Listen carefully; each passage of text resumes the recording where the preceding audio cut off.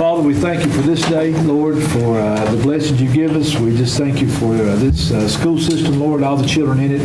Father, give us wisdom and help us to make right decisions that will benefit everybody, God, and bring honor to you. And we ask in Jesus' name. Amen. Amen. I pledge allegiance to the flag of the United States of America and to the republic for which it stands, one nation, under God, indivisible, with liberty and justice for all.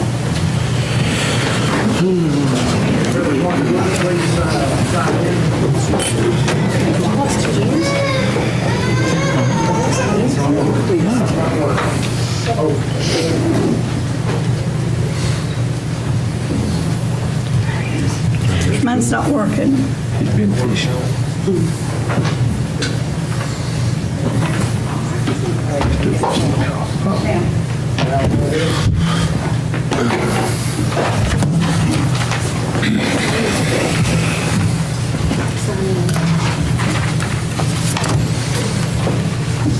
One more time, Wallace.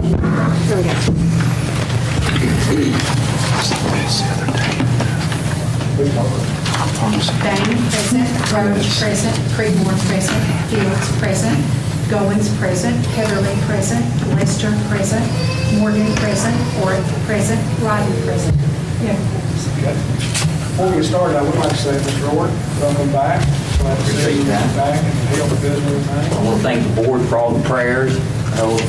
All y'all sent text messages and voicemails, and I appreciate y'all. And we can disagree in politics, but still love one another. Man, I love all of them. We're in recognition of guests. I would like to mention, my mic's not on. You hear me now? Sorry about that. We'll go ahead and move to recognition of guests, and I would like to, all the guests that are here that are addressing the board tonight, in respect to everyone that is addressing, we're going to try to hold everybody's comments to approximately 5 minutes, if you would. Appreciate that. The first on the agenda was the Jellicoe High School students. I don't believe they're here. Is that correct? They did not show. Okay. So we're going to move on to Ms. We'll move that to next month. Okay, we'll move that to next month for them to come, and we'll recognize those students. Next on the agenda is recognize Miss April Bryant. Is Miss April Bryant here?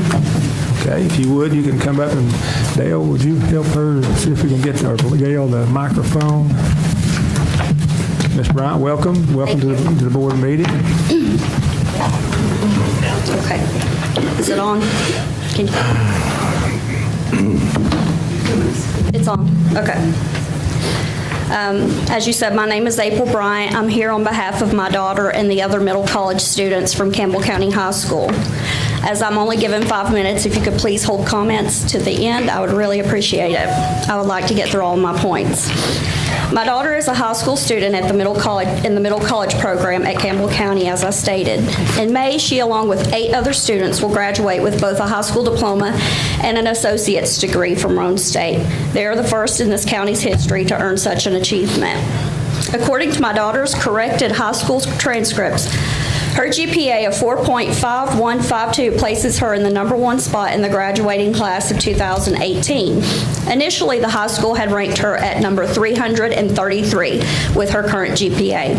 This was discovered incidentally when we were applying for scholarships, and the scholarship specifically asked for the information. The explanation we were given from the school was that they were not ranking the middle college students. But after several discussions, numerous conversations with counselors, and trips to the high school, all of the middle colleges had their appropriate ranking placed on their transcripts. Had we not asked for a copy of her transcript, this would have been what went on her permanent record, as well as all the other students.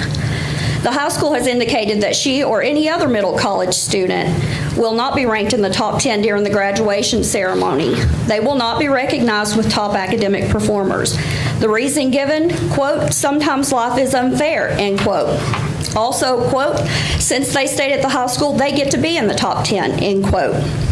Other students, though eligible for the middle college program, were told that they could qualify for the top 10 and be honored during graduation as such if they decided to forego the middle college program and elect instead for dual enrollment, the traditional dual enrollment, as all of this is dual enrollment. Curiously, several children in the top 10 are in fact taking several hours of college credit at Roane State with the dual enrollment program, some with more than 12 hours and on the dean's list. How is this different than middle college? The high school cannot provide an answer.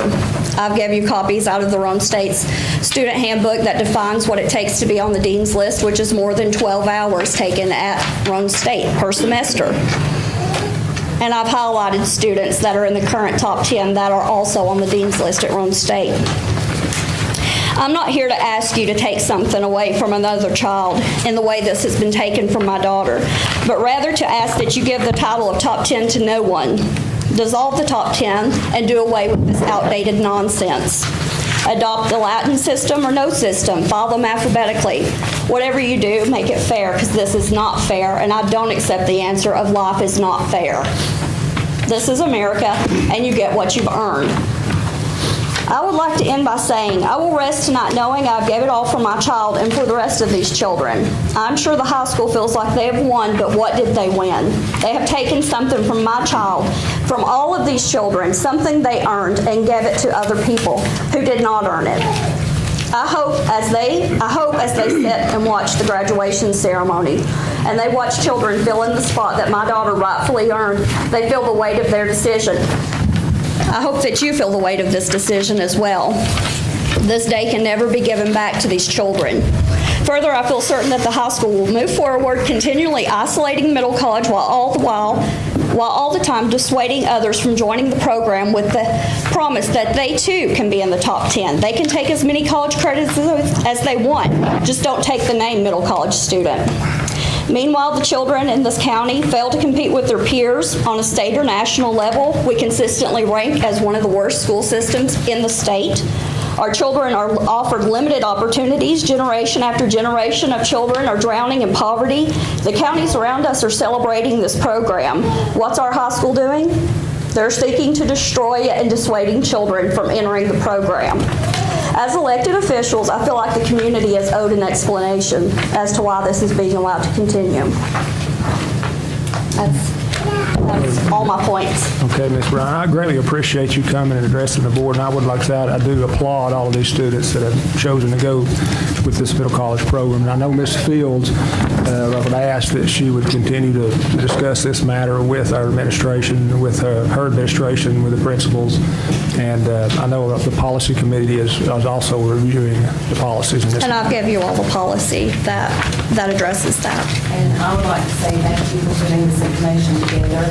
And also congratulations to your daughter and the other middle college students. It's not an honor itself to receive a high school diploma and an associate's degree. So we want things to be fair for all students and an equal playing field, so we will certainly look into this. All right, thank you. Thank you very much.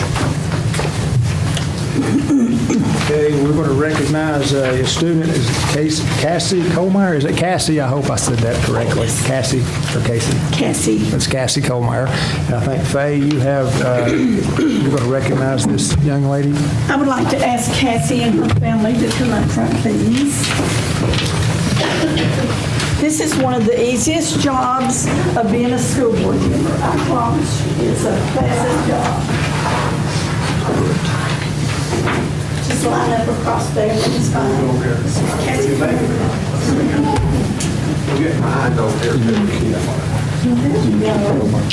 this is, you can, we'll make room for you here too. That's fine. Okay. Well, Cassie, it's good to know that when you do good things, you've got a lot of good support behind you here. And Papa is just behind her. He is so proud. Cassie is one of 21 students that was chosen to take the Governor's Perspective Teachers program at the University of Tennessee in Chattanooga this last summer. And I had my little notes all prepared and ready to share with you what she's done. But I decided, you know, I'm going to let her tell us about her little trip to Chattanooga. And then I'm going to ask for Crab Papa over there to say just a few short words, because we got 5 minutes, why don't you? Yeah. Okay, go ahead, Cassie. This past summer, I went to University of Tennessee in Chattanooga, and like they said, I was one out of 21 students in the state of Tennessee. who was selected to participate in this program. It was designed specifically for prospective teachers, people who are going to go into education. I was very honored to go. It was a very great experience. I was just thankful that I was present. Okay, Daddy, it's your turn. Well, He tells me all this when we're outside the courtroom, and I said, I was just going to ask you to check with you. don't put me on the spot and all of that. But no, we're super proud of her as well, and we do want to thank everybody that's worked, with her over the years, the schools and, and the everybody that's had a part in her. She is one of the middle college students as well, and she's excelled and she's enjoyed that program, and she's made us, as I said, very proud. I don't know what more to say, but she has done very well, and we feel that with a lot of good help from a lot of different people. So. Thank you, Chuck. Does Mama want to say something? Where are you back there? She is going to be a junior at Tennessee Tech this coming fall. So we actually have got everything set there. So she's ready to go. Isn't that wonderful? And I read this week that Tennessee Tech has been recognized as one of the top 25 colleges in the state of Tennessee. We're really happy about that. So, Ms. Cassie, I present this certificate to you, and it says the Governor's School for Prospective Teachers, and we need all of those that we can get. So congratulations, my dear.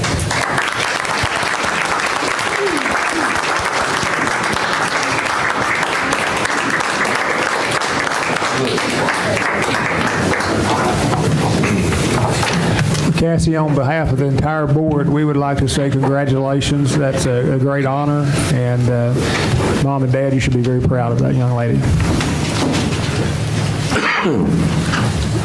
Okay, Miss Robin Ray, I don't believe is going to speak, so we're removing her from the agenda. On the consent agenda, can I get a motion to approve the consent agenda? So moved. I have a second. I'll second it. Any discussion? If not, please cast your vote.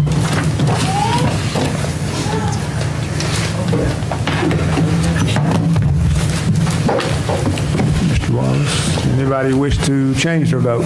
Get yours, Clint. Oh, mine didn't hit. It's not working.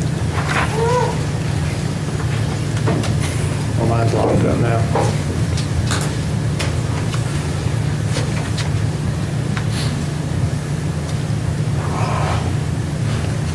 Go ahead and vote again. Cast your vote again, please.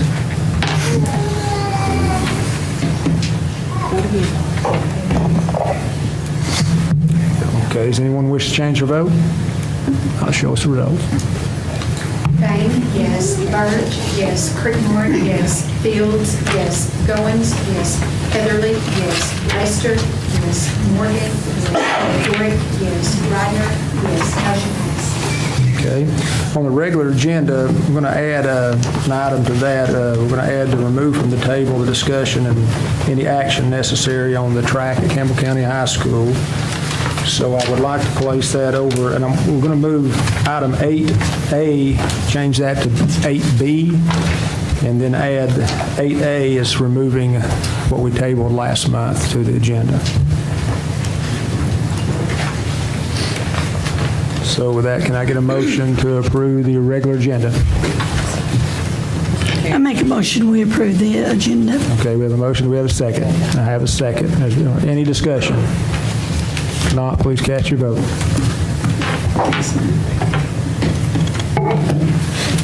Anyone wish to change their vote? Not show us the result. Bain, yes. Birch, yes. Creekmore, yes. Fields, yes. Goins, yes. Heatherly, yes. Lester, yes. Morgan, yes. Dorrick, yes. Ryder, yes. Motion passed. Okay. Comments from the chair. On behalf of the board, we would like to, tonight we're going to recognize a very special man that's here tonight who has dedicated 44 years of his service to the Campbell County school system and the children of Campbell County. He's looking at me eye to eye right now. Surely everybody knows we're talking about Mr. Larry Nidifer. 44 years. 44 years, we think they've got, is that right, Mr. Niner? For 44 years, that's what we were told. After 40 years. You quit counting. That's why I told your wife, I said, if we got that wrong, he's not going to remember how many years we got. No, just kidding. I can't imagine how many children in this county that Mr. Nideford has had a great impact on their lives throughout 44 years. It must be, I know it's, like I said, I can't even imagine how many there are. We're going to read a little bit here about how Mr. Nideford began his career, and I hope we've got, you correct me if I'm wrong on this, but Mr. Nideford began his career in 1973 to 1974 as a fourth grade teacher at Jacksboro Elementary School. From 1974 to 75, he was a sixth grade teacher at Jacksboro Elementary, coached softball and basketball. From 1975 to 1989, Mr. Nideford was at Jacksboro Junior High / Jacksboro Middle School, where he taught math and science, coached football and basketball. Sue Ellen told me earlier that I think you may have coached football at the middle school and at the two schools at once, or basketball. Is that during that time period? A little bit later, basketball at the middle school when that helped Coach Huntley. The high school, a little later on, you coached two places. Okay, from 1989 to 1996, he was a principal at Caryville Elementary. And from 1996 to 1998, he was a principal at Jacksboro Elementary School. From 1998 to 2006, he was the principal at Jacksboro Middle School, and you was also there when they were building that school, correct?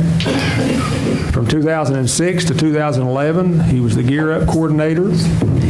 And from 2011 to 2015, he worked in central office as a secondary supervisor in charge of transportation, was assistant director, and over the CTE.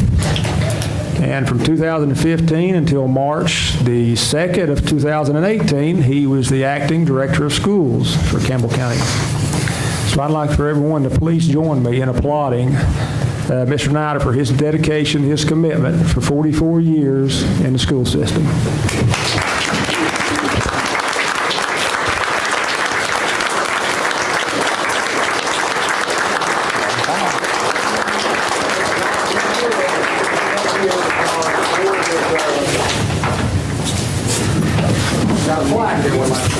Larry, you put it in perspective. I was 6 years old when you started. And I'll read the plaque. It says, "In grateful recognition for your, 45 years of service and commitment to the children of Campbell County, honoring Larry Nideford. Educating the mind without educating the heart is no education at all." So we would like to, I'd like for us to come down and get a picture with Mr. Nideford and then him with this plaque. Thank you.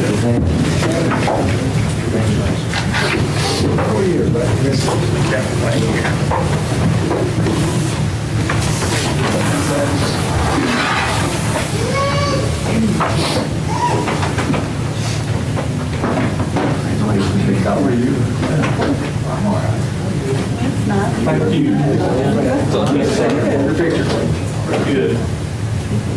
Get my good eye.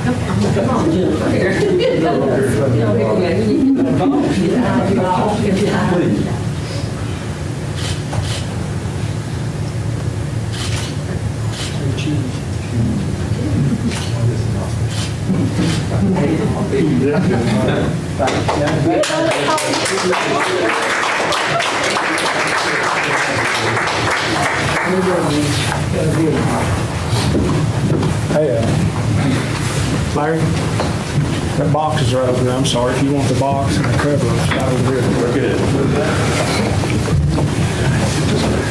Mr. Nideford, be honest with us. Did you know we was going to do this tonight? Because we've sworn everybody to secrecy, so I figured when Sue Ella decided to come to the board meeting, you knew something was up. Didn't know it.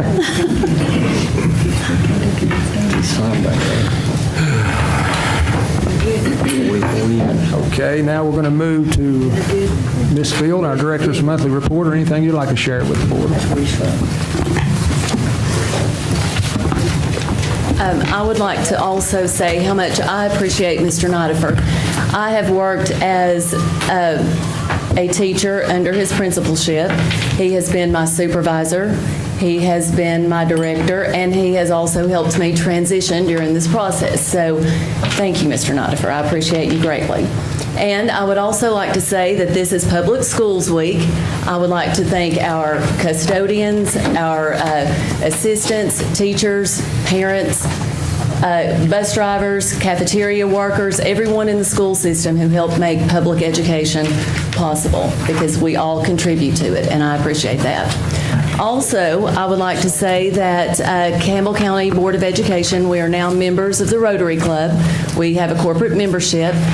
I handed out earlier a PowerPoint that I presented last Tuesday at the Rotary Club meeting. And this is just a step in building community relations and improving communication in our community. So I'm excited about that.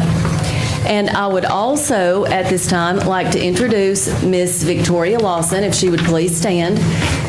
She is the new Federal Programs Director for Campbell County. She has served as a school administrator, curriculum coordinator, district instructional coach, post-secondary instructor, K through 12 reading and language arts and math teacher, and a K through 12 reading interventionist in a Middle Tennessee school system. Her husband, Byron, if he would please stand as well, who is a native of Campbell County, is a retired Marine, and they have a farm at Demery. I'm pleased that she is a part of our school system, and I know she is going to be a great asset. So thank you. Thank you. And that is Miss Victoria Lawson. And I would like to also say congratulations to Miss Cassie Kohlmeyer. And Cassie, you were a very good public speaker. It was very impressive. Thank you, Ms. Fields. All right, we'll move on to recognize Mr. Jeff Marlowe for their monthly financials. Thank you, Mr. Chairman. I have two sets of financials because I couldn't get you last month. If you remember, we had a tragedy in my office there. But the January 31 we'll review, and the December 31st is just for your records. Cash for the trustee inside the general purpose school fund, slightly over $9 million, $9.1 million. The revenue production through the end of January, 60.3%. We have recognized or collected 25.4 of the 42.1 million estimate. And the appropriation utilization, 50.9%, 22.1 of the 43.4. So 10 percentage points to the good, roughly 9.5. Through the end of January. That will just keep ramping up until we get to the month of May, and we have a big payout for the 5 teachers' payroll checks. The Federal Project School Fund second report, cash for trustee, slightly over $400,000, $418,000. Revenues and appropriations are in alignment with each other at 45% realization for both, $2.575 million of the 5.7 estimate. And then the final report is in the Central Cafeteria Fund, cash for trustee, $470,000. Revenues at 47.8% of realization, $1.99 million of the $4.16 million. And appropriation utilization at 48.3%, $2.014 of the $4.16, half a point to the negative, but not uncommon in this fund. You know, it's going to move a little bit because you have to buy the food again before you sell the food. All of them look in alignment, and if you will notice going back to the first one, and I failed to mention it, on the revenues, it's always a good indicator. Our property tax collection percentage, 73.2% through the end of January. You know, that's really good production through the end of January. If we can get to roughly 85-90% of that number by the end of April, then we know we're in good shape, you know, something like that. Yeah. So it all looks good from a financial standpoint. Okay. Can I get a motion to approve the monthly financials? So moved. Could I have a second? I'll second it. You have a second. Any discussion? If not, please cast your vote.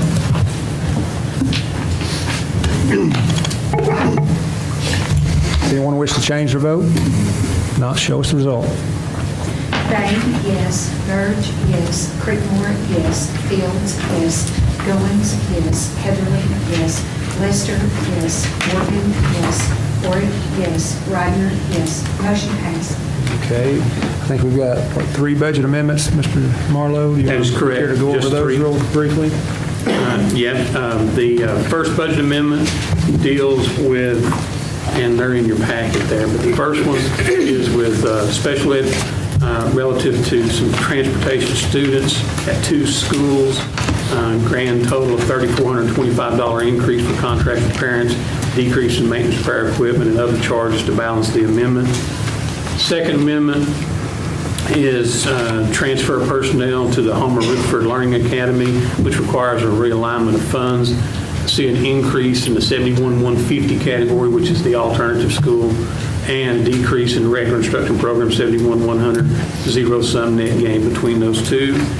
And then the final budget amendment deals with the need to replace some exhaust fans at Jellicoe High School, the work to be performed on weekends, and this is to appropriate $3,500 as the anticipated exposure for the overtime to pay the maintenance staff to perform the work. And it's being funded by a reduction in the regular maintenance personnel line item.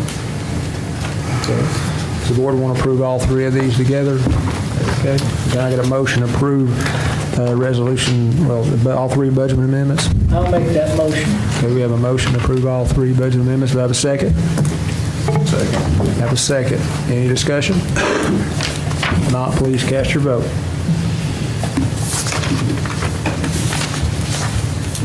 Does anyone wish to change their vote? Not, will you please show us the results? Bain, yes. Burge, yes. Creekmore, yes. Fields, yes. Goins, yes. Heatherly, yes. Lester, yes. Morgan, yes. Warwick, yes. Reimer, yes. Motion passed. Okay, reviewing the bids, we don't have any at this time. That's correct, Mr. Chairman. And request permission to advertise bids, we don't have any of that? Correct. Okay. Other than the action that you're going to take in item 8A. Right. Okay, request permission to accept renewal of the 8 contracts here. Those are always relative to your food service program, Okay. Mr. Chairman.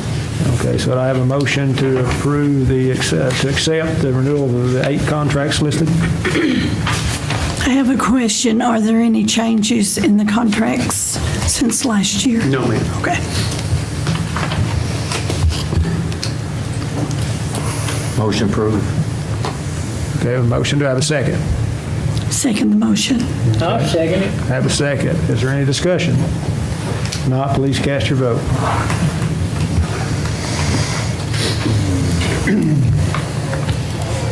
Anyone wish to change their vote? If not, please show us the results. Bain, yes. Burge, yes. Creekmore, yes. Fields, yes. Goins, yes. Heatherly, yes. Lester, yes. Morgan, yes. Warwick, yes. Reimer, yes. Motion passed. Okay. Update from Ms. Faye Comer about the individual school activity funds.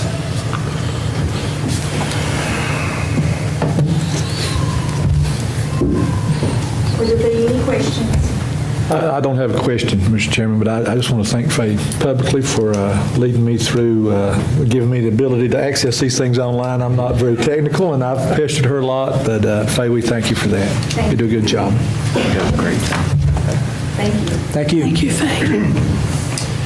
Okay, items for action. First thing that we added to was 8A. Do I have a motion to remove from the table the discussion and any necessary action to be taken on the track at Campbell County High School? So moved. I have a motion. I have a second. I'll second it. Okay. Any discussion? And why are we doing this?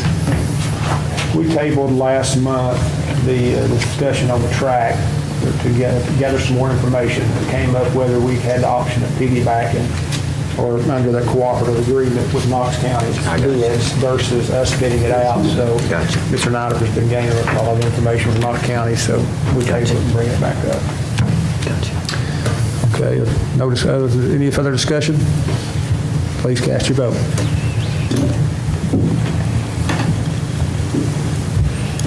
Anyone wish to change their vote? Please show us the results. Payne, yes. Burge, yes. Creekmore, yes. Fields, yes. Goins, yes. Heatherly, yes. Lester, yes. Morgan, yes. Orick, yes. Ryder, yes. Motion passed. Okay, and that's been removed from the table, so I guess we'll open it up for discussion. If you want me to, I will. I've talked to Mr. Marlowe today, and I've talked to Baseline, the track company, talked to Mr. Niderford. There's a couple of options here, I guess, we're faced with right now. One is to, under the cooperative purchasing agreement, or piggybacking off of the Knox County bids that they placed on the track. And the bids that they had,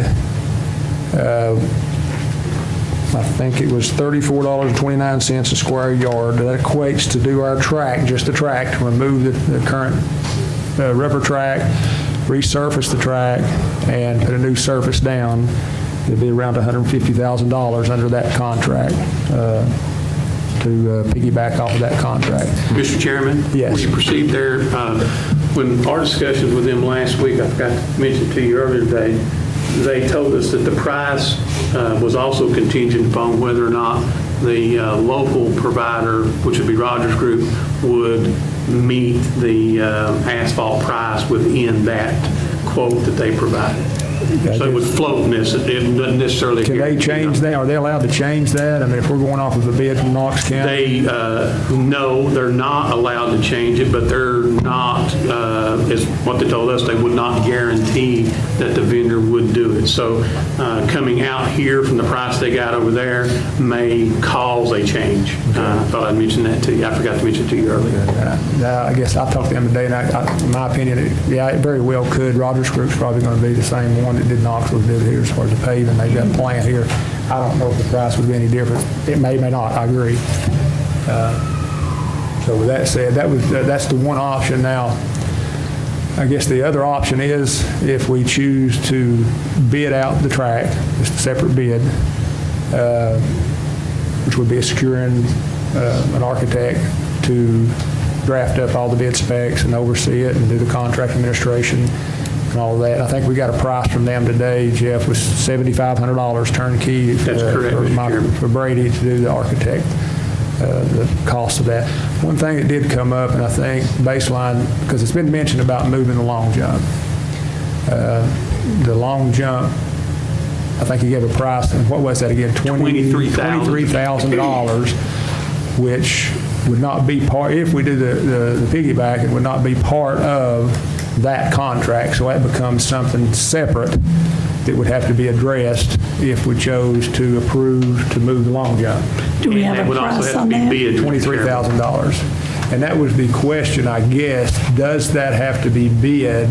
Yes. With the new law that passed that says we could purchase up to $25,000? There is no new law that says you can purchase up to $25,000. There's a new law that says that the county commission can enact up to a $25,000 barrier for school systems, but it's not automatic. The General Assembly has not taken the position yet to increase it to $25,000 like they did a few years ago to increase it to $10,000. I'm going to refer to Dale on that. I will agree with what Jeff says. I don't know what your county commission has done. Well, I don't My know. assumption was that they would have already done that because there's no reason for the county commission not to have jumped that. But Jeff is right that the county commission would have to say we're going to remove the $10,000 ceiling to the $25,000.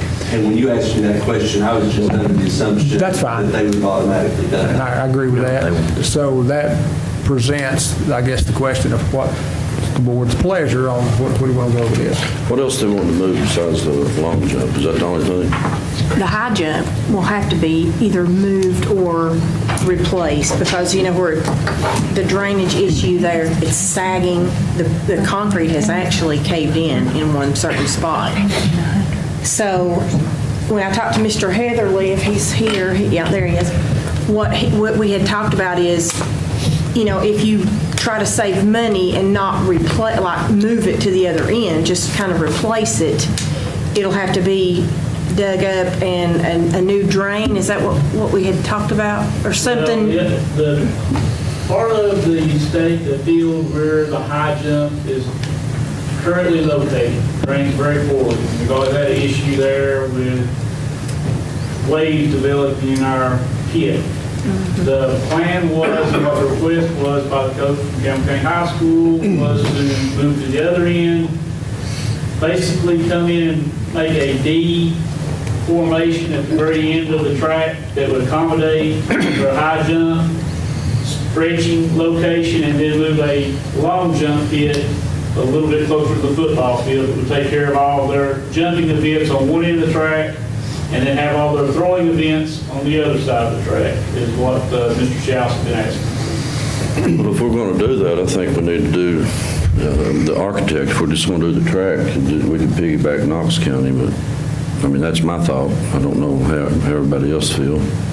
It should come within budget if we do all those. And I'm assuming it'll still be close to around 150 if it's on the piggyback? Yes, I mean, if we bid it, it should come in. Well, that's why I would assume it would be pretty close to that. I would probably. We don't have to. How much money did we set aside in that $1 million? 250? I think $250,000. 250,000, I think. So, My concern is on that. I'm not sure if it was Baseline or another company. They had concerns with the base under the track. That's why we set the budget for that so high.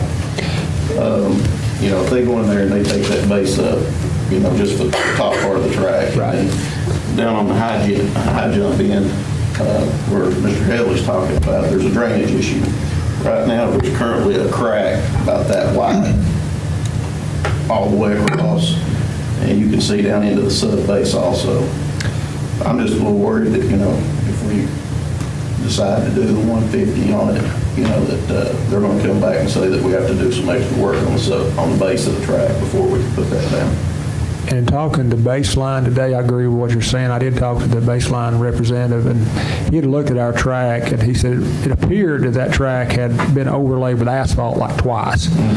So their price that they gave to Knox County, they had another price to basically remove all the asphalt currently. I mean, just basically rebuild. And that was around $50. $56.40, wasn't it? Let's see, I wrote it down. It was $50.32 a square yard, which that equates to about $220,000.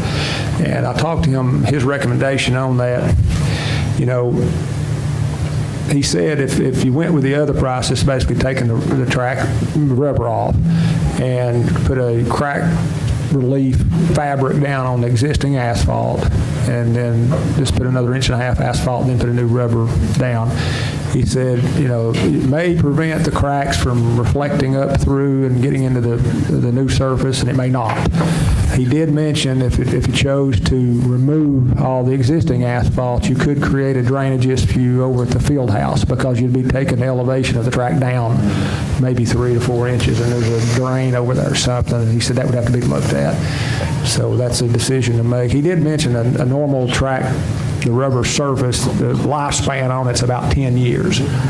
So if the asphalt, one layer of asphalt holds up for 10, the track surface, so that is something to consider what you just said. So that's another thing. We're at 19 years on the curve.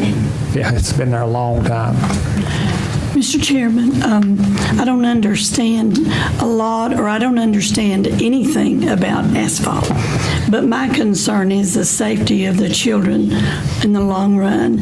And would it make a difference of whether an architect did it with all of the safety precautions they would introduce, or would it be just as safe to go the other option? That's my concern, is the safety of the children. I could just give you my opinion on that. It'd just be my opinion. My opinion that shouldn't affect the safety, architect or non-architect. That's my opinion. Yeah, Baseline, if they do the contract, they're going to put at least a 1-year warranty on the product. I think that was mentioned in contract in Knox County. That's just my opinion, though. Thank you. There's some fencing too that need to be replaced during this. Maybe a couple 100 feet, 4-foot fencing. So I don't know. I'd feel better personally if we went with an architect, but he's got a good concern, and we could do the high jump and the fencing, and what's the other? The long jump, High jump, long jump. We can make that as an alternative. an alternative If we option. run into a problem on the track, then, do you agree with that, Mr. Marlowe? I do. The price that I was working up from the baseline bid was the $225,000, because when we talked to them, we thought that the asphalt would have to be taken up, and that's the $50 and some cent price. So that's what we were looking at on the track. And then we got the quote for the long jump for $23,000. So we were looking at $243,000, $248,000, just those two things alone right there. And no contract administration capability. So yeah, I recommend that you do the architect. Of course, I always recommend that you do the architect. With that being said, I'll make the motion, we approve. Well, I'd like to, before we make a motion on the table, the fence was originally not discussed in the contract for the track, I think, if I'm correct. What we had originally talked about, and I know we need a fence, and there's various other things that we need, but it is a track and field event. And so, I mean, for the money you were going to be using for the fence, you're going to have a spot for your disc and your shot put area as well. That's what he was talking, that's what Coach Schaus was talking about, moving those areas to the other end of the field. Now, I don't know how much a fence costs, I don't know how much who could come and even if we have to have, Mr. Marlowe, a bid on a fence, I don't know how that would work as well. You would if it was over $10,000. That's the reason I want to make it an alternate bid. We don't have to accept it. We can look at it. If we don't want to do it, we don't have to do it on the other two items. You're referring to this, if we do the bid, Johnny, we have a bid just to redo the track, and an alternate bid to do the long jump, high jump fence, and then when the bids come in, if we can't afford with our budget to do, we can just eliminate, is that right? And we can accept one of the others. And I would strongly recommend that you do each of these things as an alternate. Your base bid, then your alternate for your long jump, your alternate for your high jump, an alternate for your fence relocation. Do all of these as separate, so you have alternate 1, 2, 3 on down the page. That way you can select any combination or leave out any you want in your base bid. Plus, by doing the bid this way, if in fact your base bid ends up not being conducive to the baseline proposal from Knox County, you still would have the ability to fall back to the Knox County bid and see if you could maybe make some money there. That would give you all the best options. Right. Jeff, does the $7,500 from Brady, does that include all the components? It does. The original price was a $5,500 quote for just doing specs and drawing, and we contacted back to get a turnkey proposal to assist with bid solicitation, development, evaluation, recommendation, and contract administration. Yeah, I'm good with that. And on the fence, Mr. Nidifer and I met with Brady, and the fence that we take down in front of the stadium, the bleachers, could be used around. We were going to move the fence over about 4 feet, right there where it's real tight between the bleachers. That was, and right now is a good time to do that, and not wait till you get your track done, because that's a problem there with people getting in and out of the bleachers. It's a very small area, so we can gain about 3 or 4 feet. Is that right, Mr. Nidifer? Yes. Well, and the only thing that concerned me about that was if you move, depending on how far you move that fence in, it's going to be right on the track where those kids run. I mean, they're going to run into that track, that fence. It's a 6-lane track, the 7th lane is a blank lane, and we're going to put shouts about. So there'll be wide enough spot for them, okay. Yeah, we talked about that, because we definitely want to put it on the track, so.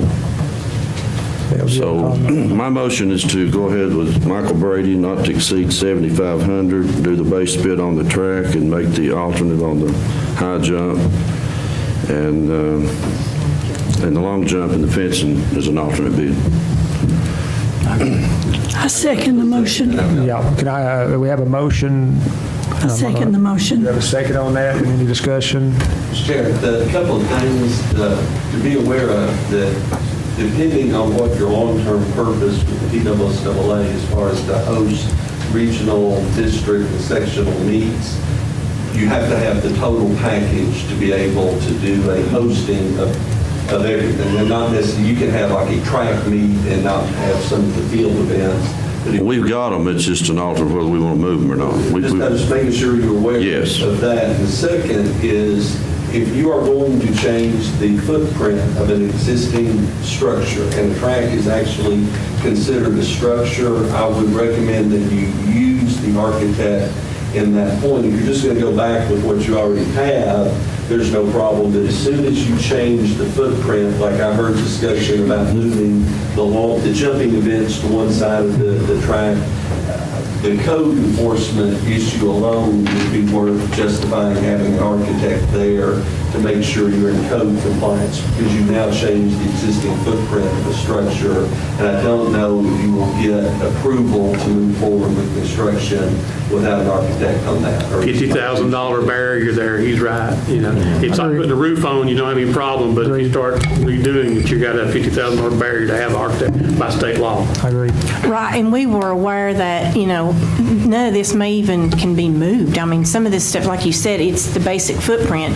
It is where it is, and it may be laid out that way for a specific purpose, in the beginning when they originally designed the track. So, none of this may even be able to be moved to begin with. We may just have to go put everything right back the way it was, which would be fine too. But the only thing that we do not have to make it like the state level is the timing system. Because we have everything else. That's the only thing we are lacking. So if there's money left over in the budget for that, that would be. I will throw this other thing out at you. I know Anderson County High School is going to redo their track this coming year as well. And I don't know if you could piggyback off of them. They're close enough to where if the same contractor gets used, they could maybe do both tracks simultaneously and save some money. But we're in the same boat. They're going to have to dig up everything and put a new system in just because of the age it's got on it. Okay. Is there any further discussion? No.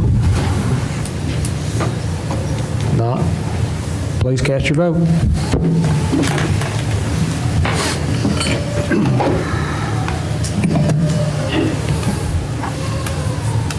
Anyone wish to change their vote?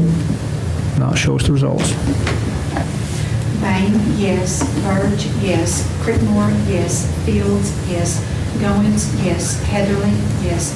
Lester, yes. Morgan, yes. Ford, yes. Ryder, yes. Motion passed. Okay, Johnny, I think you included B and A. Did you include that, or do we need to take action on it? We don't think we need to take action. That was his motion. That's what I thought. Your motion included B also. Yes, that's the base bid on the tracking. With that said, Brent, it might be a good idea as you chair of the athletic committee to get the committee together. I think we need to contact our architect soon to sit down with them to come up with these different alternates that we need them to start preparing. I think I saw an email that they said they're about 4 weeks out, so we're going to try to get this thing moving bid so we can get it work started by May where they recommended. Do you care to do that? That's fine. Get in touch with him and the committee, meet with him, and I guess lay out all the different options so he'll know what to put together to how we're going to bid all these alternates. Good deal. Chuck Grant with MBI is who you need to call him. Okay, that's what I was going to say. After the meeting, if you want to get that. You got any questions on that, or? Well, we can probably set one for the 20th. Everybody can do that. Okay. If you can get a hold of him and see if he's available, because that's going to be the key to be able to sit down and say, this is what we want, the different alternates, and that way you can put the drawings together. And I'll see what day he's available, and okay. All right. All right, items for discussion. We don't have anything. We need to discuss any legal matters. Dale, you got something? One, I wanted to compliment your new director. For the first time since I've been tenured, actually, you reached out to me, and we had a great meeting to begin. I will always come to you, so don't ever feel you have to make a drive to Clinton. I work for you, so if you want me up here, you come and we'll do it. And my school board, I take issue with one of the comments early about this not being a great system. I think y'all have a fantastic school system. As an outsider that's not here, I would not hesitate to send my child to this school system, and the advances that you all have been making have been fantastic. And Dr. Parrott, who is our director, said to personally tell you that if you have any need Anderson County and Campbell County have had a great working history, particularly now that the Price boys have got the recruiting line of football players. So he has made an offer that anything or any questions you have, he has to personally. Now, we have a legal issue that it is a significant one that I want to make you aware of. We talked about this last spring. I told you there was a special education case coming down from the U.S. Supreme Court that was going to change the system. And then once it came down, you have to give time for there to be federal input as to how the IDA is affected. The case, if anybody wants to actually read it, is Endrew, E-N-D-R-E-W, versus the Douglas County School District, which is in Colorado. The decision came down last April and was written up, I think, in June of last year. And this was the issue that was addressed. Must a local school system provide a meaningful education in which children show significant, and children with disabilities show significant progress and are given substantially equal opportunities as typical children, or can the system provide an education that results in just some improvement? And the essential facts were a situation where a child that was under an IEP was making minimal improvement. They were reaching their IEP goals each year, but that was really all they were doing. They were reaching their IEP goals, but nothing more. The parents pulled the child out and enrolled the child in a private school at $70,000 per year, and then at the conclusion sued the school system for the $70,000 a year input. The district court ruled for the school system. The Supreme Court, in an 8-0 unanimous decision, ruled with the parents. And now we have gotten the IDA committee and the special ed regs have looked at a lot of the questions that were raised. All of you all are familiar with RTI. RTI, there is a misconception that that is a special education concept. RTA is not required by state law or federal law. It is a mention in the comments section of the IDEA. The school system can do RTI if they want to. They cannot do it if they don't want to. It's a totally local education decision. You're not required to, but you can. Under this new decision, what is now crystal clear in the decisions that have followed it and what the IDEA Evaluation Committee has set forth is that you can no longer simply do the same IEP each year. Typically what happens is an M team, we don't call them M team anymore, the IEP teams meet, they look and they give goals for a student with disability to make, and as long as that student with disability reaches or maintains that goal, it goes great. And I would say the vast majority of plans for the next year essentially build upon that program. Under this new case law, that is no longer acceptable. You can no longer simply set a goal with a baseline standard. It has to allow for significant improvement. And what we've been waiting on is, well, how are we going to define significant improvement? Well, they've now defined it. Significant improvement is the ability for a child to graduate with a regular ed diploma, continue on to college, to have independent living situations, and to be able to enter into the workplace.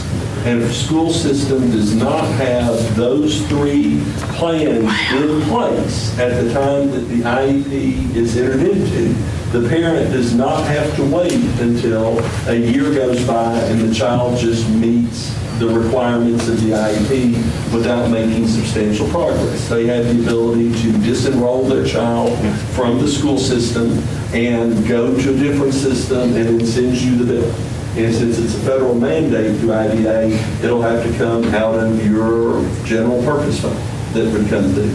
If you think about it, 10 kids are $700,000. 20 kids are $1.5 million. In the state of Tennessee, we average 14% of our students receive are considered students with disabilities, which would fall under that parameter. So you should count on 14% of your populace would be eligible for this. Now, how can it be addressed? What they are now saying is that school systems are to come up with specific programs beyond the typical IEP. And I'll give you a concrete example of what we did in Anderson County, is we developed two things. One fell off the wagon, didn't get other. The second one is in its third year, called the Connect Academy. Originally, the Connect Academy, because they first addressed this 4 years ago, actually 5 years ago in the Winkleman decision, and then this decision gave it its meat, where they can now sue. The Connect Academy is an 8-year program. You can graduate in 4 years, or a student with disability can choose to stay an additional 4 years. Rome State will work with those students to help transport them.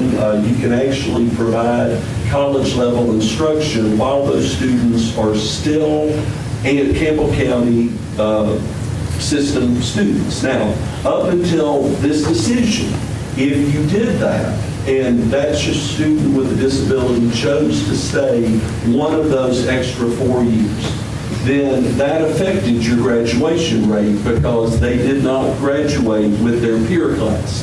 So if a student with a disability said, I'm going to stay another year at Campbell County High School so that I can receive services through Rome State, that would give you a tick on your graduation level to where it would look like that child didn't graduate, which would show your graduation numbers going down. The state of Tennessee now has removed that. So a student as of next school year that does not choose to, that wants to take one of their extra 4 years or all of their extra 4 years, will not affect your graduation rate. They will be pulled out, so they are no longer considered in that peer group. So that is a positive at the state level.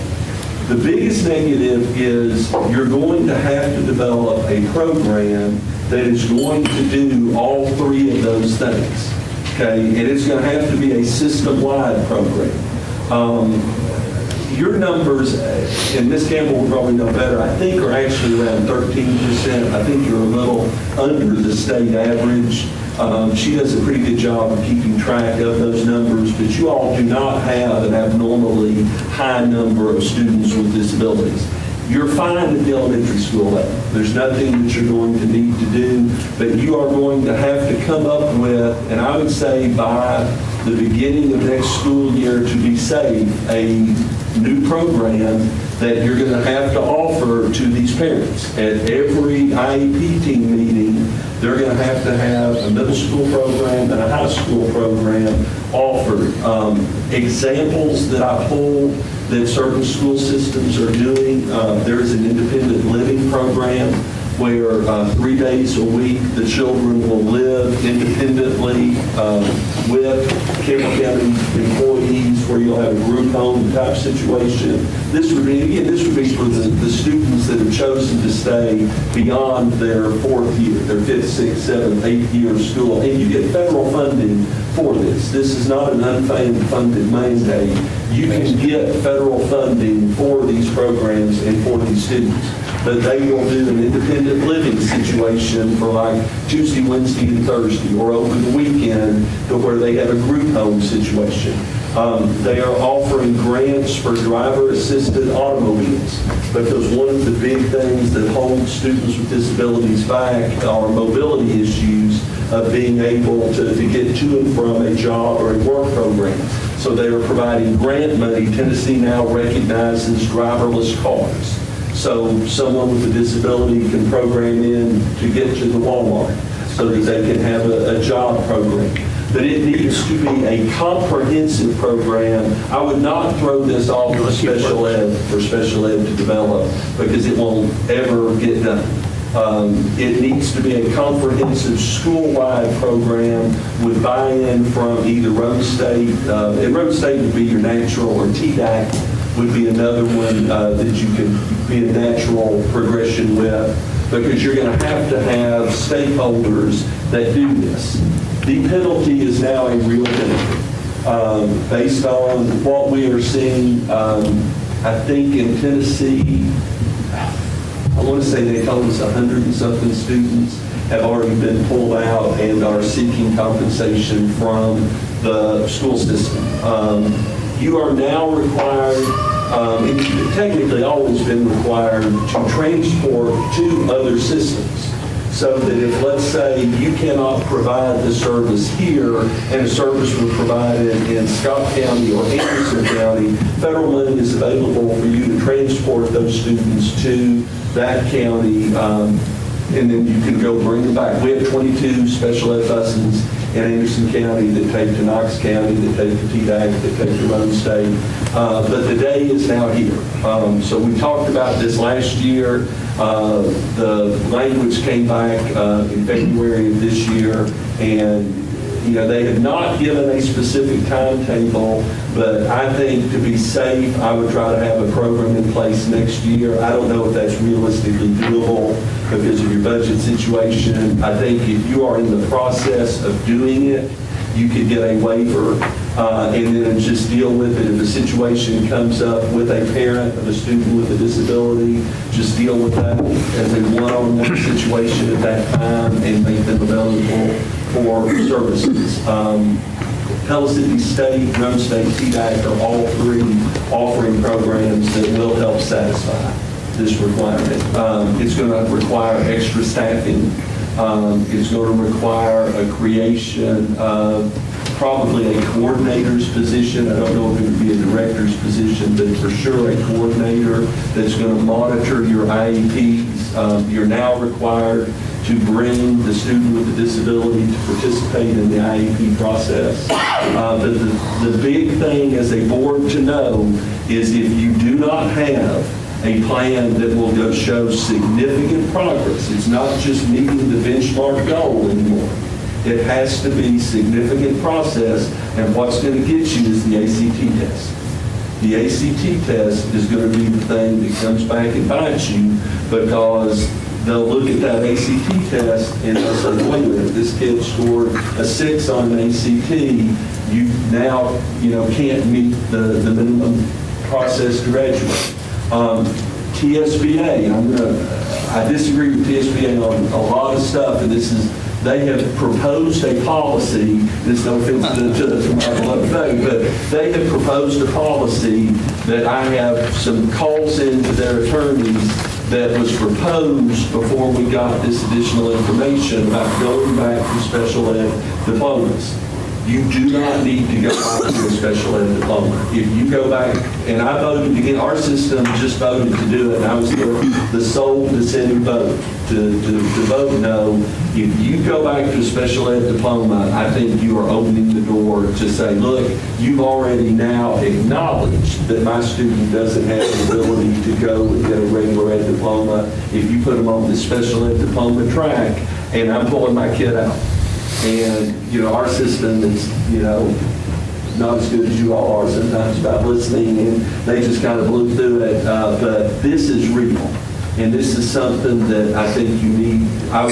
Dr. Director Fields, I would put at kind of top of your to-do list. I know you've got a lot on your plate, but the way that they did it that seems to be working is to form a committee made up of stakeholders. Chris Whaley, the president of Roan State, sent someone out who was fantastic with helping Anderson County develop their program. She had a lot of information. TDAC has been fantastic with having people that's there because trades are something that you can get into, working with local employers, and then educating, getting brochures and material that show the parents a 4-year, a 6-year, and an 8-year program. Because part of the problem is trying to get the rush through, and I don't need to go on as long as I have, but I think this is an important issue. Some of these students can't realistically complete a 4-year curriculum. And they feel we're so worried about graduation rates that they make the benchmark so small that it's just like, okay, let's just get them through. Well, now what they're telling us at the federal level is, hey, just get the parents to relax. Let them, if they want to walk through the graduation line with their peers, that's fine. Let them do that. But don't graduate them. Let them have a 6-year option and an 8-year option on the program. Into a credit-based system where they can you can do that. And it doesn't affect our graduation rates anymore.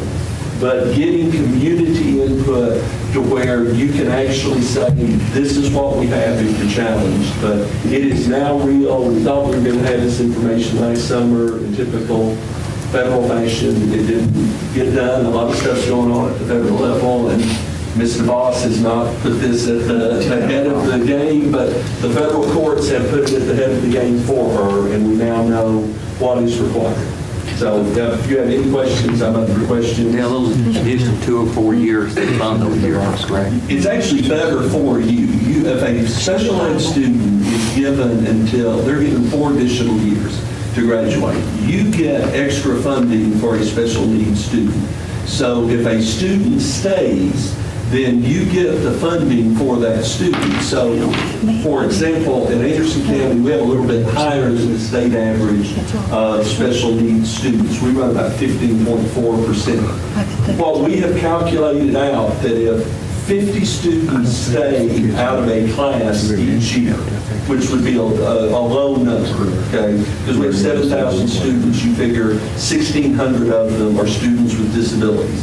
If 50 per each school, Clinton High School in Anderson County stay, that would be 400 additional students by the time your 4th year gets there.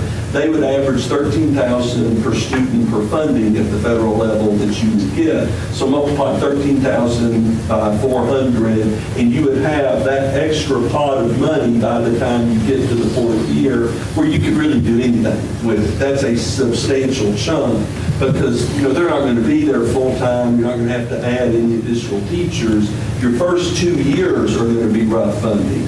But once you get into where a system your size, if you could get 25 to 30, that would stay. And it needs to be the higher functioning students. You already keep the students that realistically don't have the ability to live independently or function. The case law does not address those students. A student that's on a feeding tube or breathing tube that we're keeping, till they're 22, they're not going to be affected. This is for your high-functioning autism student, your student with Asperger's, your cerebral palsy students that need just some extra time and some extra assistance. And I encourage you to read the case. So other questions? Dale, on the money that would be accumulated, you said it could be used anyway. Would it stay in the IDEA program? Stay in your federal special ed money, but what they have found at Anderson County, this will be, next year will be our first year where we have the students set up. We now have enough money that will come back in that program to pay the coordinator, and then we have another person who is essentially a facilitator that is the one that's making sure they're getting to TDAC or Jerome State, they're organizing the stuff, and then we have all of the money for all of this stuff. By the 4th year, you'll have a surplus that you can turn back to your middle schools to where you can use it to fund your middle school program. And like I said, elementary schools, there's nothing you're going to need to change in any of your elementary schools. You'll be fine. It's when they transition to 6th grade that I would say to start. But I would begin at the high school level first and work backwards, would be my suggestion. And obviously, in Director Fields, I was an administrative law judge in special ed. This was my background before I got into school law. And I have a son with cerebral palsy, so that became a conflict of interest. I will volunteer my services to help out free of charge anything that you all need to get this through. And I'm doing the same for other systems. But it is now real, and if you don't do anything over the course of the next school year, I guarantee you we will be hit with a bill that we just simply won't be able to pay. We could not, Jeff, survive 20 students at a 50,000 pop fit full. I mean, that small a number would get us. Mr. Chairman, I have a question. Yes. On the kids that would go to a different circumstance for education opportunity that you were talking about and then get the bill, do the measuring sticks get applied to the alternative learning academy the same as they would to the Campbell County Board of Education? Said differently, if the kid is pulled out of Campbell County, put somewhere else for Campbell County to receive the $70,000 bill, does where that kid go have to meet these same benchmarks? And what they've done, I think the closest was in Strawberry Plains, the fellow that organized it gets retired teachers. So he would get someone that is just retired, charge $70,000, he keeps $35,000, pays this teacher $35,000 for one-on-one instruction with that student, and then they're doing job training, vocational training, and everything else, and then he would just send you the $70,000 bill. Yeah, but what I meant was, do they have to be in a position to show the significant The same accountability. toward the student? They did. And that's where the guy that formed the school in Strawberry Plains, and I say school loosely because there is no facility, there is no building. The teacher comes to the home of the student, and then they set up with TDAC and Rome State, everything else. He is kind of like that online learning academy that Union County kind of started. The state gives him a number, and then he is required to meet the same benchmarks that the IDA. The problem is, if he doesn't meet them, the child still draws responsibility. Well, the question I had was, in your example of the ACT score of 6, let's say that the kid scores a 6 that comes out of his school, does that mean he doesn't get a bill us because he didn't meet the benchmark? As long as he can show, because and that's just, the difference is, they're not requiring the student to meet the benchmark, they're requiring the school system to have a program that puts the child in the best opportunity to meet the benchmark. Does the federal money follow the student? The federal money follows the student. And that would not impact us if we were sued. We would not be able to offset our costs. You don't offset your cost any, because the money goes where the student goes, and I want to follow up with Jeff's question, because that's a great question. If the kid still does horribly, why does that guy get a pass? Absolutely. Why do we have to pay for it? He gets a pass if he has a program in place that is designed that could reasonably be expected. Because we have rogue students. You have some kids that you have the greatest program in the world. There's not going to afford.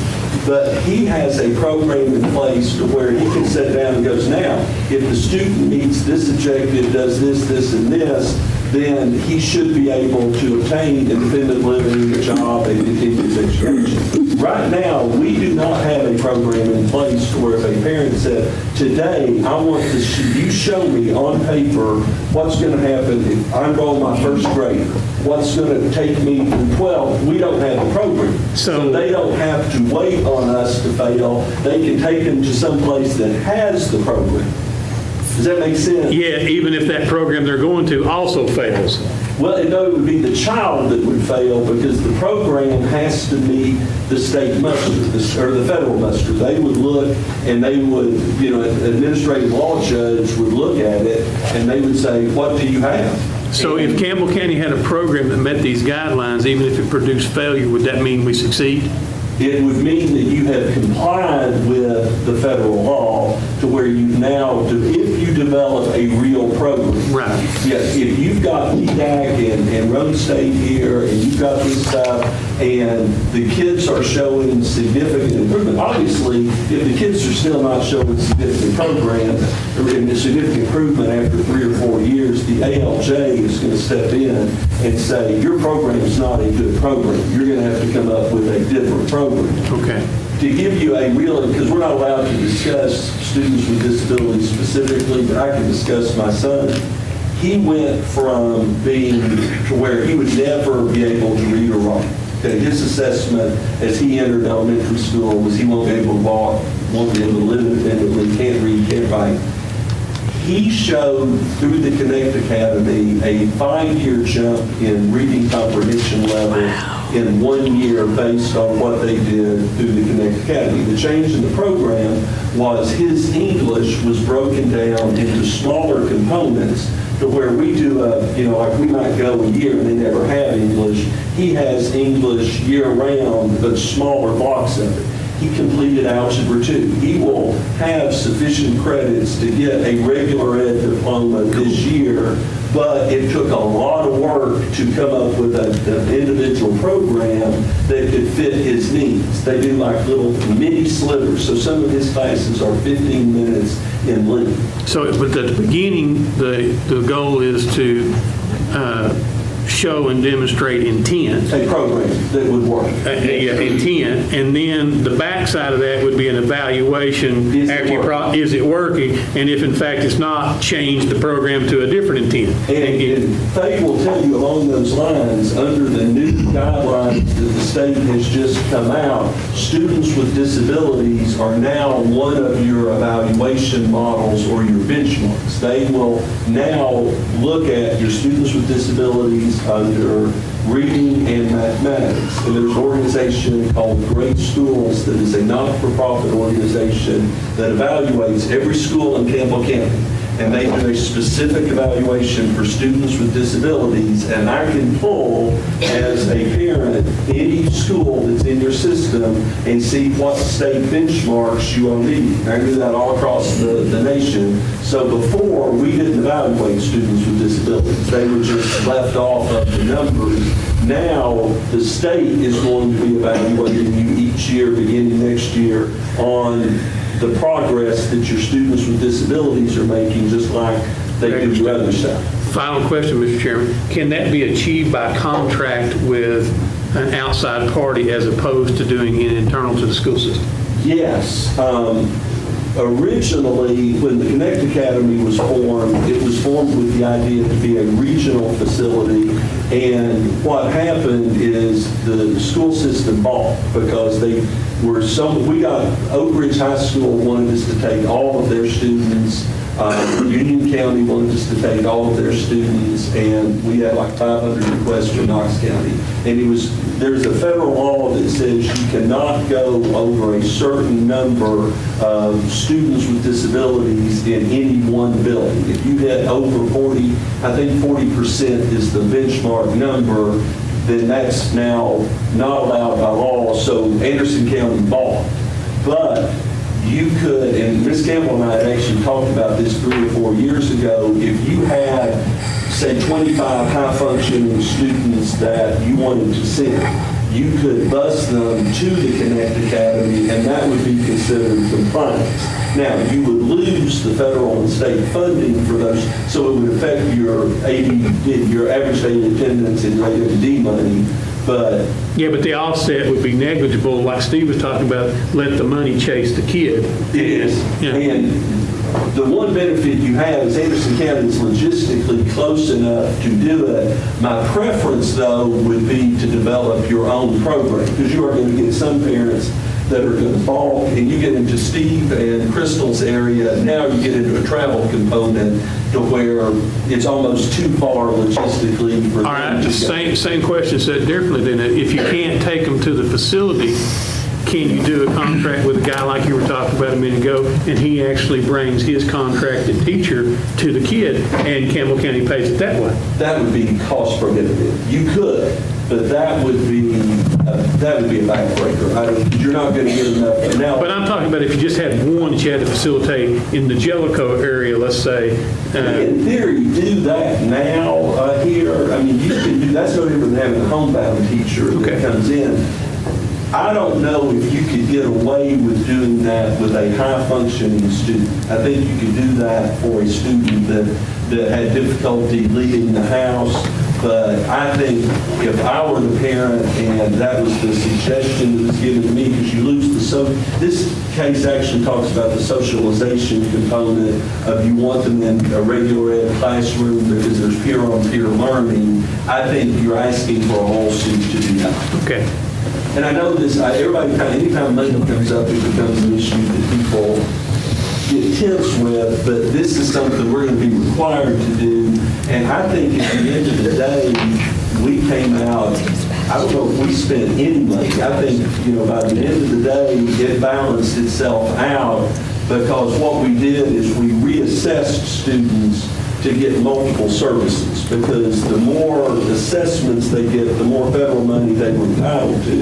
And as we got the program off the ground, we did enough reassessments to increase our federal money that came in to offset the cost of hiring the additional bodies that we need. Did you have bricks and mortar facilities already to support your undertaking? No. So you had to build a school? No, we chose not to build a school. We chose to take part of Anderson County High School and we tore down where the lockers were in an area and put the Connect Academy in half of the building of an existing structure. They said, and we tore classroom walls down in another building to where we put like those garage doors that would come through, where you could raise a garage door and make it a big room if you needed to, or smaller rooms. Well, I think this is something the board needs to deal with in a workshop. Maybe you can attend it. I didn't mean to go on as long as I went tonight, but this is something, the time is now, the clock is ticking. It's crazy. It just feels I'm never this long, so I'm in the first meeting that I'm on so long. You deserve a little extra time.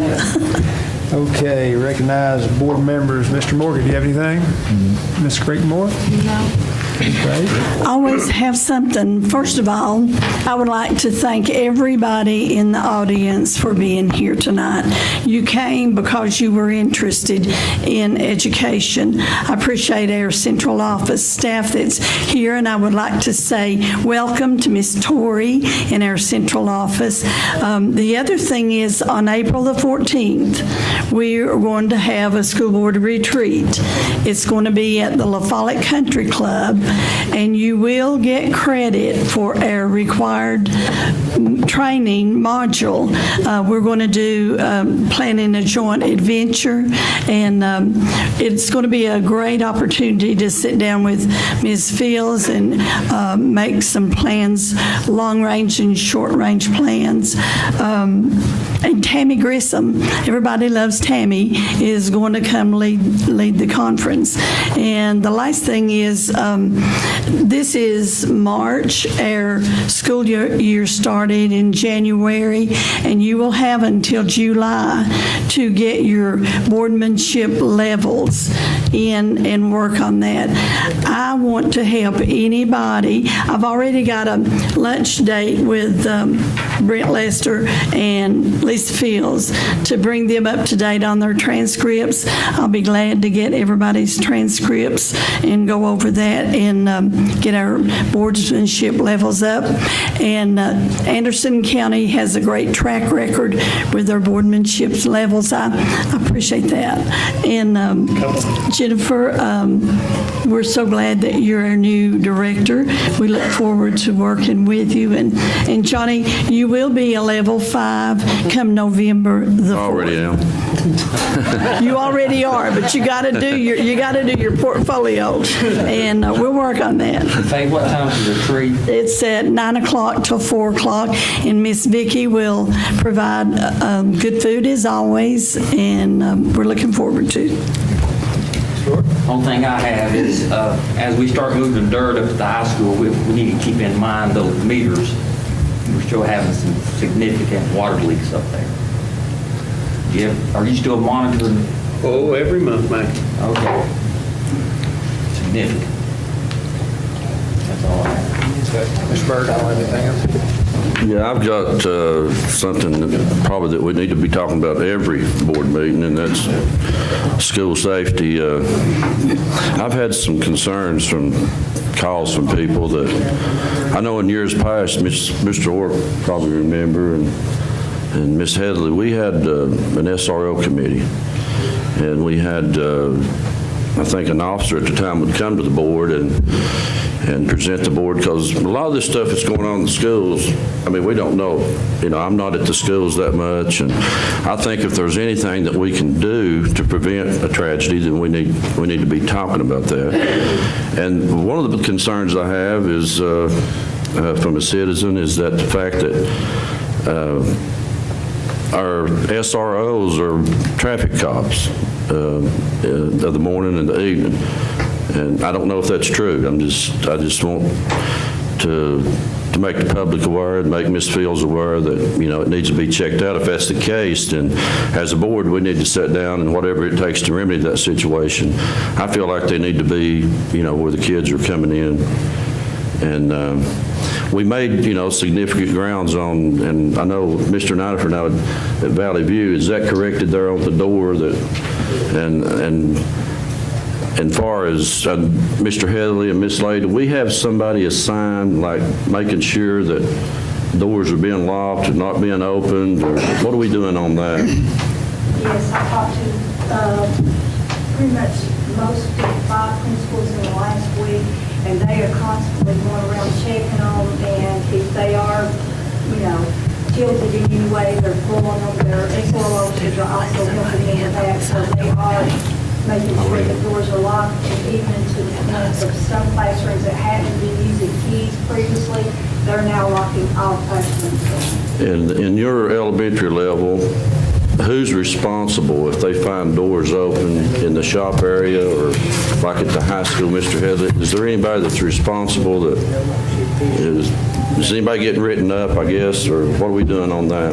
Well, I know that we've asked the SROs in both the high school and middle school to start doing more door checks. With the shops, I don't know if that's been addressed at all. I will address that tomorrow with Ms. Wheeler, try to come up with a plan for the shops. Since the big doors are open and shut so often back there, we probably need to address that in a separate way. But SROs have been doing the patrols through the buildings, and one of their requirements are to check outside doors as they go in. Right. And for the most part, I get good reports from all of our SROs, but I've had some concerns, and I feel like if we could get I don't even know who's over the SROs. I'm assuming Josh Van is over. If we could get him to do us a report every month, and if there's anything that we can do, I don't know what all needs to be done in school. Anything that can help him do their job better. Josh has also been scheduling appointments to visit schools since February 14th. He's visited schools to do safety trainings and have just roundtable discussions with faculty that stay and have safety concerns. Would everyone agree with me on the board that the SROs shouldn't be doing traffic? Because if anything's going to happen, it's normally the morning or the evening. We need our officers, and if that's something we need to address, and then, we need to remedy that situation. I don't know if it's happening, but I would appreciate if you'd check that out, and I would love to have our SRO person back with an SRO report, because we used to do that every month, and sort of got away from it. That's something I want to add is that I visited Elk Valley, White Oak, even some of the smaller schools, and Mr. Morgan and I were both familiar faces at Elk Valley, and we walked in, there was an area that had the door that we entered into. The SRO was there, he recognized us, but we still were not permitted to go into the school until he announced to Ms. Lay that we were there. And it was the same that Mr. Nidifer and I had gone to White Oak, and it was the same security measure there. Not all schools have the confinement area in the front office, and that is an issue because people can't get beyond the front office, even the best you can. But I know you asked who checked the doors. The SROs check the doors, but also teachers who are taking their students to special classes or to lunch.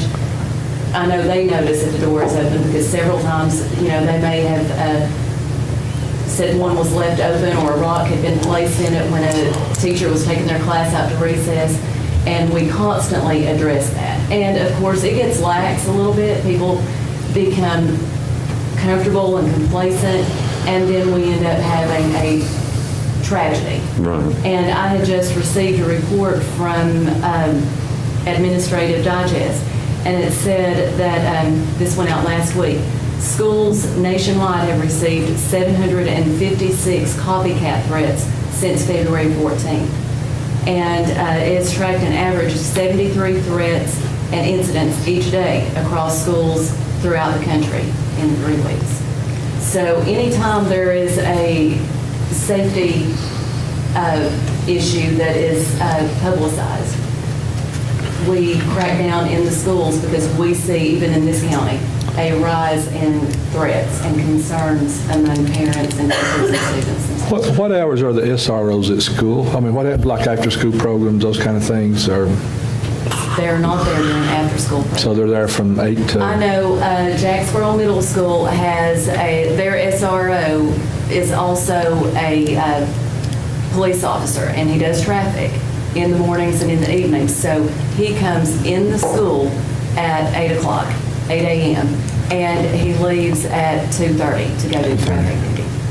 Ms. Fields, is it not correct that the SROs, at least at the high school level, do the after-school, like ball games and stuff like that? Yes, those, I thought you were referring to. Like the league program. Yeah, I'm just, everything that happens after school, yeah. But yes, at all special functions and sporting Yeah. events, they are several on hand at I think those. they earn comp time. Yes, they do. But I know you and Mr. Headley and Miss Lay deal with it on a daily basis. And, I mean, we need to know as a board if there's anything that we can do to make the school safer. I mean, that's just, There's always room for improvement. exactly. We can't do enough. Well, Gail actually scheduled me to attend a safety summit I requested 2 days next month, and I'll bring back up-to-date information, and, we will just continue to address it. And I don't want it misconstrued that the SROs are not doing their job, because that's not what I'm saying. Oh, I understand. By no means, because like I say, I think the sheriff's department's doing a good job. We just, as a board, we need to be made aware that there's something we could do that, to make the schools safer. It's just, I had a call on that same note, Johnny, this week about asking that there be supervision from the SROs out in the playground when the children are out for recess. She asked that question to me, so that's just something I wanted to add. She also asked about the possibility of metal detectors, so I'm just throwing that out. Well, we are supposed to be receiving additional funds for safety measures, and that can be discussed how we want to use those funds. does Anderson County have metal detectors? They don't? We were at Jellicoe Elementary School, I guess last week, and it was dealing with safety, and they were showing us some things. The SRO there, he's not outside all the time the kids are there, but he has a presence, so he's always patrolling the school. Over there at Jellicoe Elementary, there's an issue with the fence not being connected. On the side where I guess the smaller kids go out and play, it's fenced, but there's access around the side of the building. Generally, it's in good shape, but I mean, there are things like that we do need to address. And I do agree, we need to know what's going on by the SROs. It's my understanding the SROs were working and getting us all lists of their safety concerns at school. That's probably those meetings you've been having, because I know they told us they'd have our list ready this week. Do you all have an SRO officer at every school? We share one between Carroll and Jacksonville. We don't. We share between 8 of our schools. Only high schools and middle schools. We're probably one of the few systems that has SROs at every school. We are ahead of where we are safety-wise. And the other thing is Thursday night is the Boy Scouts dinner, and Hack Ours will be the honored as Scoutmaster this year. I have a table reserved, and I'd appreciate it, for the ones that can attend. It starts at 6 o'clock at the ball farm. Where's it at? Oh, the ball farm. Ball farm, yes. And I think that's all I have. Okay. Ms. Reiner? I would just like to say to Director Fields, we appreciate your communication with us. We appreciate that being made heads up on things that's going on in the schools. We appreciate it. Brent, you good? Ms. Fields? Mr. Wallace, you got anything? Not, can I have a motion to adjourn? So moved. Second? Hey, thanks, Dale.